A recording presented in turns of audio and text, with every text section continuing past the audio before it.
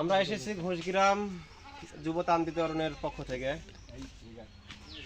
আমাদের এই সংগঠন চালু হয়েছে 2017 সাল, আজকে 2025 সাল, মোটামুটি 8-9 বছর হচ্ছে আমরা পরিচালনা করে আসতেছি।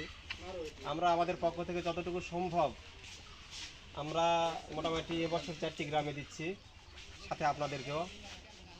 তো যতটুকু আমাদের পক্ষ থেকে সম্ভব পারছি আমরা দিচ্ছি, আপনারা দোয়া করবেন এটা যাতে আমরা প্রত্যেক বছর কন্টিনিউ চালিয়ে যেতে পারি।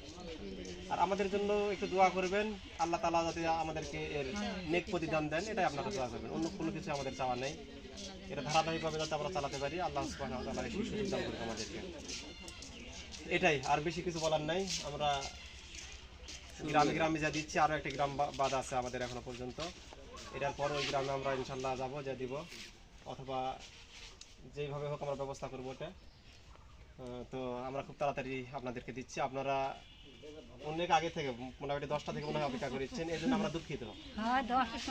এই জন্য এটা আমাদের এটা মিস্টেক হয়ে গেছে। হয়তো চাচাকে কোন সময় বলছে আমাদের জানা নেই। প্রত্যেকটা গ্রামে একই সময় যাওয়া হবে, এই জন্য আমাকে একটু লেট হয়ে গেছে।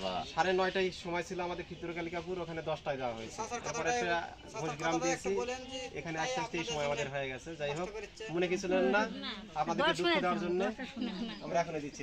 আসসালামু আলাইকুম।